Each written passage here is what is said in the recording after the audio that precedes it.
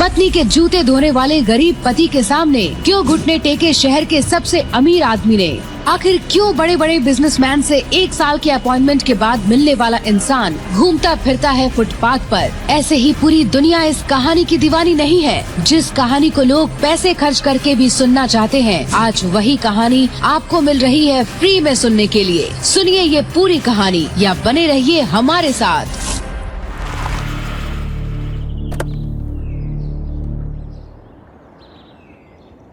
आहान, तुम्हारी हिम्मत कैसे हुई मेरी गाड़ी को हाथ लगाने की?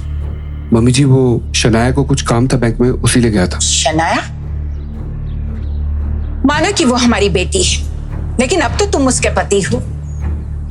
अगर तुम्हारी बीवी को गाड़ियों में घूमने का इतना ही शौक है तो ले लो कोई सेकंड हैंड गाड़ी। लेकिन तुम जैसा आदमी सेकंड हैंड तो क्या, थर्ड हैंड गाड़ी भी नहीं खरीद सकता। ऐसा करो, हमारे रामू काका की साइकिल ले लो, उस पे बैठ के घुमाना अपनी बीवी को। छी छी छी, मेरी गाड़ी को कितना गंदा कर दिया है तुमने। उतारो अपनी शर्ट और साफ करो इसे।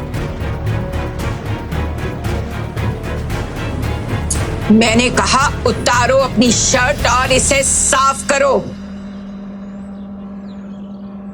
एक मिनट, तुम्हारी शर्ट लगने से तो मेरी गाड़ी और गंदी हो जाएगी।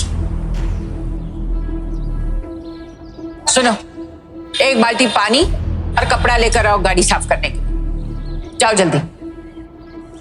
अगर 5 मिनट के अंदर तुमने गाड़ी साफ नहीं की तो तुम्हें खाना नहीं मिलेगा।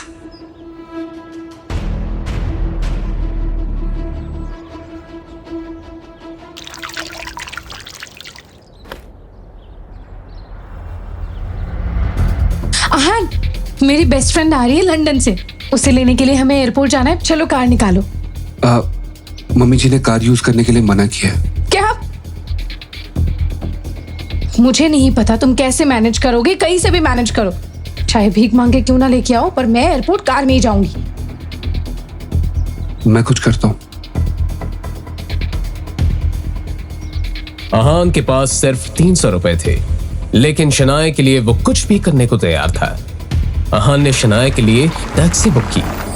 आखिर शनाया की कौन सी दोस्त आ रही थी उससे मिलने, जिसके लिए वो इतनी एक्साइटेड थी?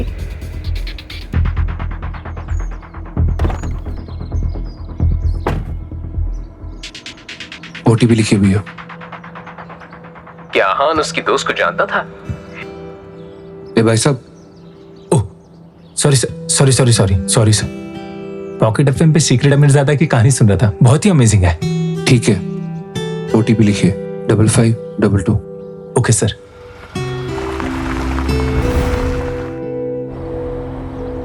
शनाया, कौन सी फ्रेंड आ रही है तुम्हारी?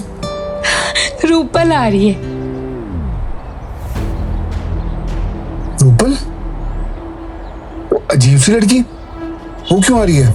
आहान के ऐसे वियर्ड रिएक्शन को देखकर शनाया ने उससे कहा, आहान, ये क्या बोल रहे हो तुम?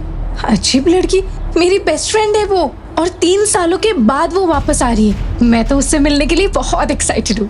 इस बड़े से शिमला शहर में अगर आहान रायजादा किसी से डरता था तो उसकी सांस मिसेस यामिनी गिल के बाद वो रूपल गुप्ता थी।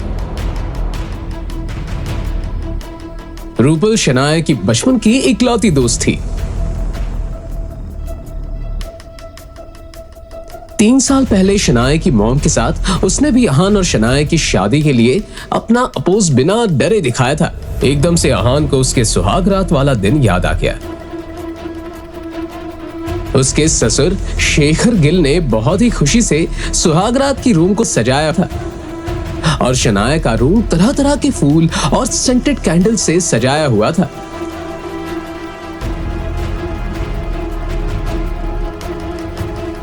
लेकिन सबके सोने के बाद रूपल हाथ में कैंची लेकर उस रूम में आ गई और उसने सारी डेकोरेशन को इस तरह काट डाला जैसे कि वो कोई प्रोफेशनल बेरहम कसाई थी। गुस्से में उसने वेडिंग रूम को पूरी तरह से तहस नहस कर दिया।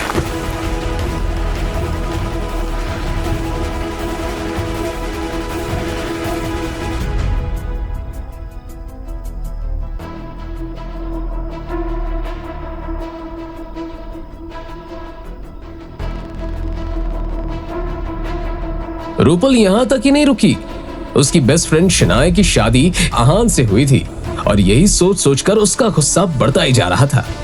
इसके बाद उसने जो आहान से कहा वो सुनकर आहान के होश उड़ गए। ये तो कुछ भी नहीं है, ट्रेलर है तुम्हारे लिए। हाँ? So don't you even dare to hurt Shanaya.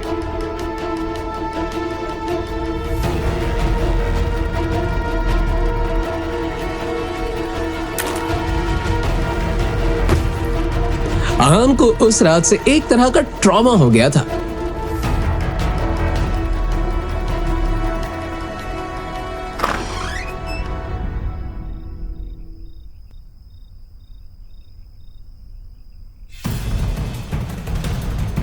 सुहाग रात के वक्त ही नहीं, आगे रूपल ने आहान को बहुत तंग किया था।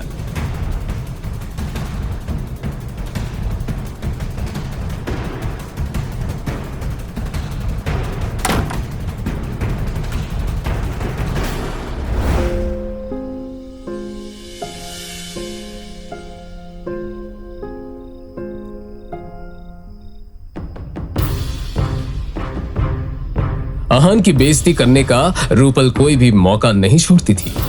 आंटी, अगर आपको 2 खून माफ होंगे तो आप किसका खून करोगी? तुम तो ऐसे कह रही हो जैसे तुमने अपनी लिस्ट पहले से ही बना रखी है। अगर मुझे मौका मिला ना तो मैं दोनों बार इस आहान को ही मारूंगी। This is how much I hate you.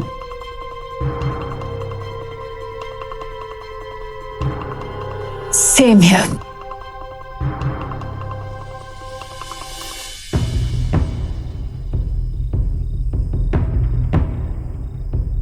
वो तो आहान की जान तब छूटी जब शादी के 1 महीने के बाद ही रूपल पढ़ने के लिए लंदन चली गई।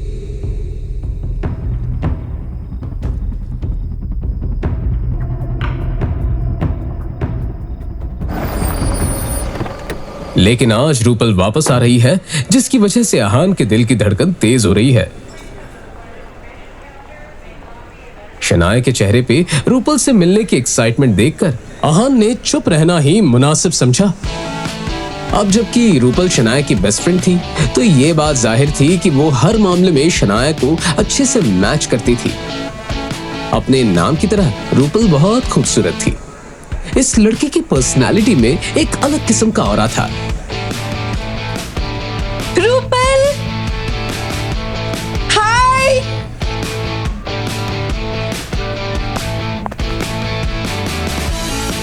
How are you? I am good and congratulations. सुना है कि तुम्हें इंडिया की सबसे बड़ी कंपनी स्प्रिंग कॉर्पोरेशन का प्रोजेक्ट मिला है। यस, और उसमें आहान का हाथ है।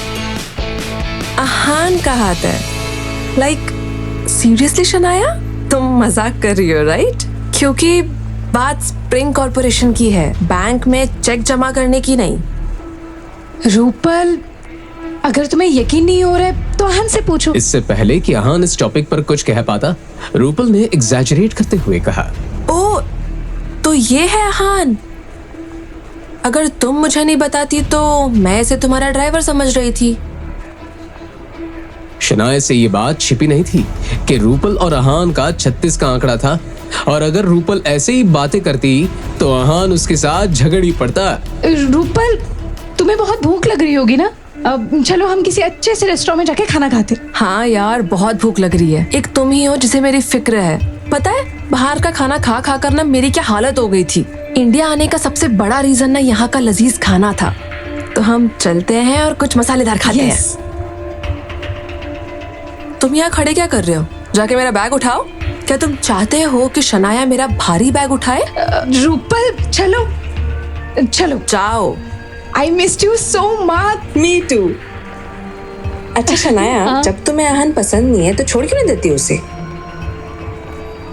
I mean, मैं तुम्हें ना अच्छे से अच्छे खानदानी लड़कों से मिलाती हूँ जो बहुत रईस है, रिच है और उनका खुद का बिजनेस है।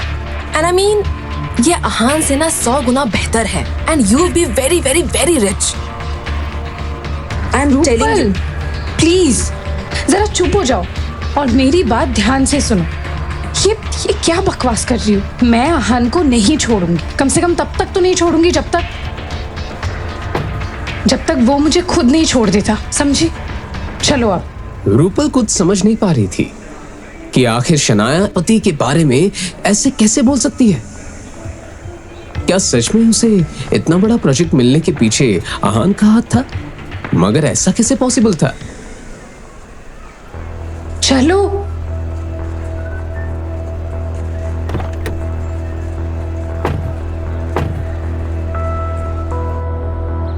शनाया, क्या तुम्हारे पास कार नहीं है? रूपल, तुम्हें पता तो है मेरे पास ड्राइविंग लाइसेंस नहीं है। आहान, तुम्हारा क्या? तुम्हारे पास भी कार नहीं है? मैं गाड़ी अफोर्ड नहीं कर सकता। आहान का जवाब सुनकर रूपल नाराज हो गई। उसे समझ नहीं आ रहा था कि अब आगे उसे क्या कहना चाहिए। उसकी बेस्ट फ्रेंड के पास एक कार भी नहीं थी। मैं जानती हूँ कि तुम कार अफोर्ड नहीं कर सकते, लेकिन शनाया जैसी खानदानी और अमीर लड़की के घर में घर जमाई बनकर जरूर रह सकते हो। Rupal, just stop it Shanaya. याद है ना तुम्हें सुहागरात वाली रात, मेरी धमकी? वो तीनों इस वक्त शिमला के सबसे फेमस रेस्टोरेंट रॉयल प्राइड में थे।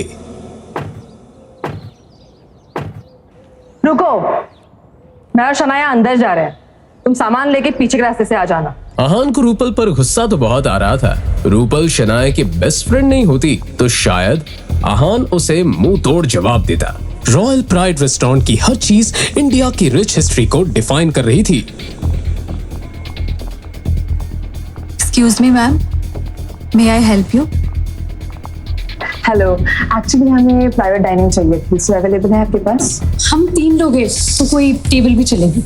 वो ये सोचकर ही घिन से भरे जा रही थी कि उसे आहान के साथ एक टेबल पर बैठकर खाना होगा। तभी रेस्टोरेंट के मैनेजर ने जवाब दिया। Excuse me, ma'am. Good afternoon. How can I help you? Actually हमें प्राइवेट डाइनिंग चाहिए। माफ कीजिएगा मैम, लेकिन फिलहाल हमारे पास ना ही कोई प्राइवेट डाइनिंग अवेलेबल है और ना ही कोई टेबल। कोई बात नहीं, हम कहीं और चले जाएंगे। I am so sorry ma'am. Thank you. इन सभी सवालों के जवाब के लिए नीचे दिए गए लिंक पर क्लिक करके इंस्टॉल कीजिए पॉकेट FM और फ्री में सुनिए दुनिया भर में हंगामा मचाने वाली ये जबरदस्त कहानी सीक्रेट अमीरजादा।